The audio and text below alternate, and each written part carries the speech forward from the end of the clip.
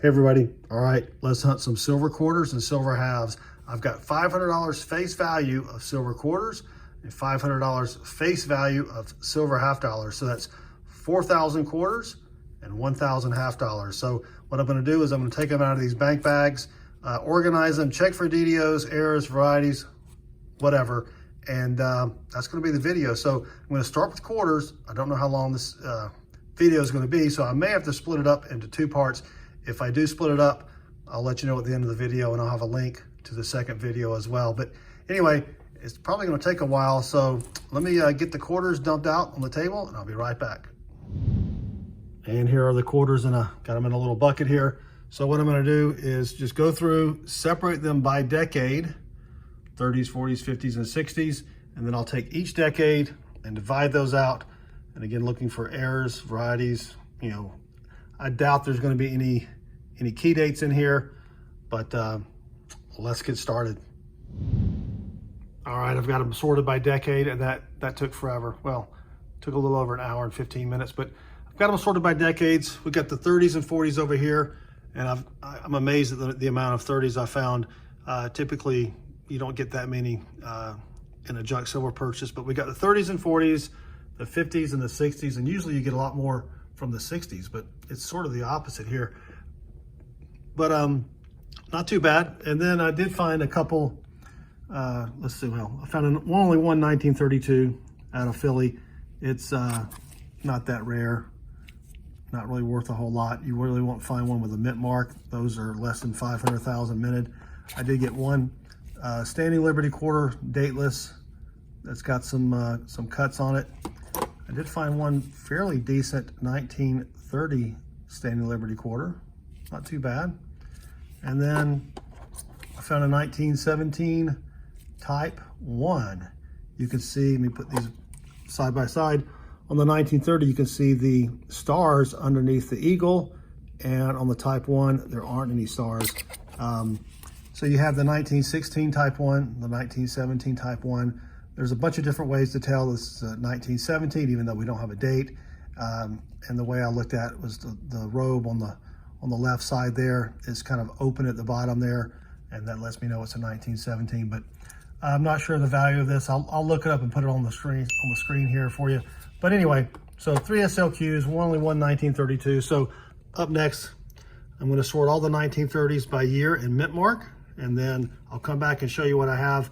And then I'll go check them for errors and varieties, and that's probably gonna take forever as well. So I'll be right back as soon as I get these all sorted out. And I'm back.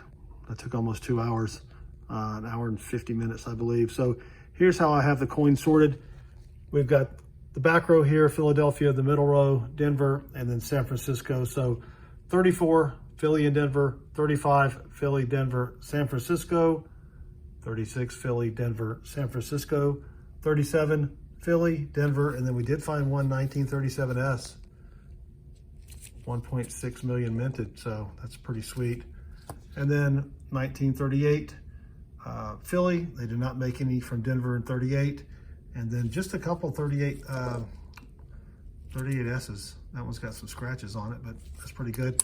And then of course 39, Philly, Denver, and San Francisco. So I also forgot to mention that I will be trying to fill out 2 quarter books from all of this year. So, all right, next I'm gonna go look for errors and varieties. And remember, if you go to our webpage at southernmetal.net, we've got a complete listing of all of the errors that you need to look for. So not a lot to look for in the 30s as compared to the other decades, but the 1934 light motto, medium motto, and heavy motto, I'll show you what that looks like. The light motto is the rarest, and then you go to the heavy motto and the medium motto. So let me show you what that looks like. So this is from PCGS.com, and basically the difference in the motto, as you can see, is the light motto was struck very poorly right up here, and then you've got the medium motto and then the heavy motto. Again, the medium motto is what most of these will be. The best way to tell the difference, well, the light motto, you can tell it's barely there, but the difference between the medium and heavy is the W, the middle of the W goes above the other part, the top of the W there on the medium auto is going to be below the top of the W there. So I'll be looking for those as well as the rest of the varieties. And so let me do that and I'll come back and let you know what I found. I'm finished with the 1930s quarters and got a couple good finds. Let me just show you what I've got here. We've got the 1934 light motto. Remember the medium one is the regular motto. So we got a stack of those. I think there's 7. Found some of the heavy mottos from the 1934. In this condition, they may be worth $1 or $2 more. I mean, not a lot. And then the same for the 34D. Now the 34D does have the heavy motto with the small d, meaning the small mint mark. I don't know how to tell the difference. I'm gonna have to do a little bit of research on those. But I also found 2 DDOs, incredible. Let's take a look at the 1934 first.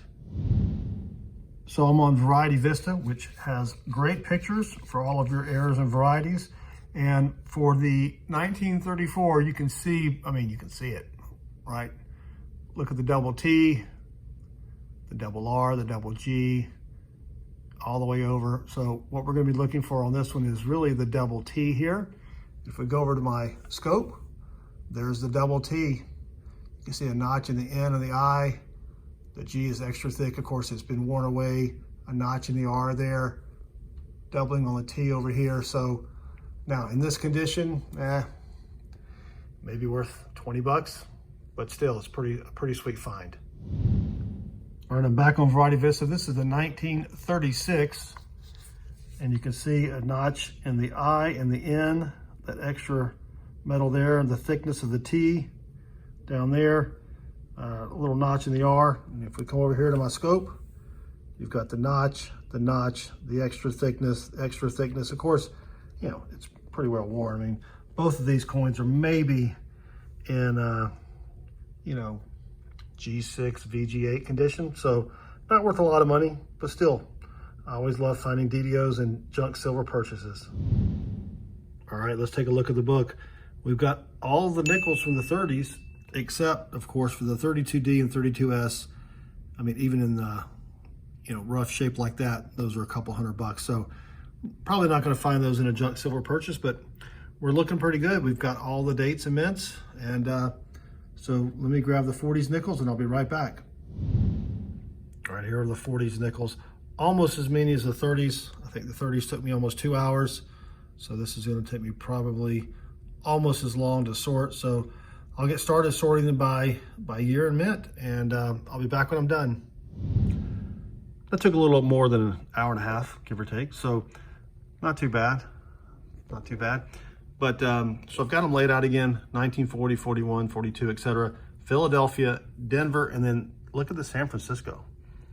I mean, Philadelphia was the, you know, they made the most quarters in the 40s, and then it would flip the second most between Denver and San Fran, but just a ton of San Francisco quarters. That's kind of crazy. But, and not a lot of Denver. I mean, trying to fill out 2 books here, and I'm not gonna have enough for both books. But anyway, so let me get started. Remember, go to southernmetal.net. Here's our variety error and variety page here. So I'll get started going through all these, and I'll come back with the results. And we have 2 finds from the 40s. That took about a little more than an hour, I think. So we've got both are S mint marks, 1943S DDO, and then a 1948S S over S. And let me bring up the DDO on the scope and I'll show you what we found here. All right, we're on Variety Vista again. This is the FS101 DDO, and I mean, you can see it's pretty significant there, but when we're dealing with a coin that's not in the best condition as this one is, so here's what I'm looking for. You can see here on the T, you've got a notch, you've got an extra, you know, where the T is raised. So you're looking for a notch there, notch there, notch there. Same on the R if you can. You can see how wide the R is there. So if we come over here, I've got that extra metal or that notch. I got a notch here, a notch there. It's the second part of the tail of the R there and there. A notch on the D, a notch over here on the S. So that's it, 1943 S FS101 DDO. All right, now let's take a look at the S over S. This is going to be a little tougher here, but this is the 1948 S FS501. According to Variety Vista, it's got 4 S's, S over S over S over S. But there's my version of it. So here's what I'm looking for when I'm looking for something like this. Obviously, you can see there's extra space here between the bottom serif. You've got extra metal right here, and then up here you've got extra metal. So if we come over here, even though my mint mark is a little damaged, you can see some damages here as well. You can see the space there, the extra part of the serif, the extra metal here, and it's a little tough to see, but there's the extra metal right there as well. So I'm pretty confident that it is the FS501 1948S. So that's pretty sweet. All right, I'll be right back with an update on the album. The album's looking pretty good. We're only missing 3 coins here. Of course, the 32D, 32S, and then the 1940D. But besides that, I'm quite pleased. We got every quarter from the 40s except those 3. So, all right, let me get started on the 50s. And that's it for the 50s. So that took about 23 minutes or so. Not too bad. I did get 1 of every year in mint. And again, we've got the Philadelphia, Denver, San Fran, heavy on the San Fran again. And the last San Fran quarter was minted in 1954. So you're not going to have one for these years, 55 through 59. But I did get a nice stack of 55Ds. That's sort of the key date of the 50s, 3.1 million minted. So that's pretty sweet. And I have, at least 1 for the album of every year in mint. So let me get started checking for errors and varieties, and I'll be back. And 30 minutes later, we're done. Not too bad. 4 finds. We've got 2 1951D DDOs, a 1956P out of Philly, type B reverse, and then a 1957D misplaced mint mark. So let's take a look at the 51D DDOs first. All right, we're back on varietyvista.com, and this is a tough one. This is a tough one. You can see on the N, a little line there, a little line on the I, not quite as prominent. If you go over to the G, you can see a line there, a line under the G, almost a line, looks like a line under the O and the D. So then if we come over here, see if I can get the angle correct. That little line is right there. There's the line on the G, a little line up top there, what looks like a line here, and a line there. Very, this was a tough one. Let me know what you think in the comments below, but I've got one just like it, so let me put that under the scope. So this one's in a lot better condition here, and you're not gonna be able to see it because of but there's a line there. You can see the line under the G, right there. It's hard to see, but you can kind of see it on there. I don't know, there's not a lot of markers on this one for me to check. But anyway, so let me know what you think in the comments below, and I'll bring up the next find. I'm on PCGS.com, and they have a little graphic here for you. On the type B reverse, the easiest thing to look for me is the leaf near the letter A. So on the regular reverse, you can see the tail feathers are sort of dull, and then the A and the leaf do not touch, and the leaf is sort of dull as well. Over here on this example, you can see very prominent tail feathers, and then the leaf is raised and it touches the A. So then on the coin that I found here, there it is. So you've got the A touching the leaf. If we zoom out a little bit, there's the prominent tail feather. So 1946 type B reverse. Back on PCGS, this is the 1957D, and this is not the error, but the error is a misplaced mint mark. So if we zoom in on the regular mint mark, you can see how it almost lines up with the left side of the R. And there's a lot of space right here, almost enough to put that mint mark in there twice, if you want to say that. And then if we go look at the misplaced mint mark, you can see it's a lot lower, and it's to the right a little bit of the R. So I think that's what I have here, but I may need your help in letting me know. So let me show you what we've got here. So you can see here the mint mark is much lower, not as much space here, and it's way over to the right. It should line up pretty much with this R right here. So let me know what you think about that in the comments below. And here's the album with the 50s in it. It's pretty sweet. I haven't missed a single year and mint yet. So we'll finish up with the 60s here, and let me get them sorted and I'll be back. That was quick, only 7 minutes. So about what you'd expect from constitutional silver purchase when it involves the 1960s. You're gonna have a ton of 64s and very little of anything else, but that's sort of how they were minted. Only got one 1960D. Of course, this is Philadelphia and Denver.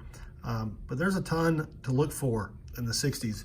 If you go back to our website here, look at all that. I mean, there's lots and lots to search for. So let me get started and I'll be right back. And here are our finds. Just one 1964P. I believe it's a DDR. Let me put it up on the scope. Here we are on Variety Vista, and you can see doubling under the A here, a little bit under the R, on the T, and the E, and then the R.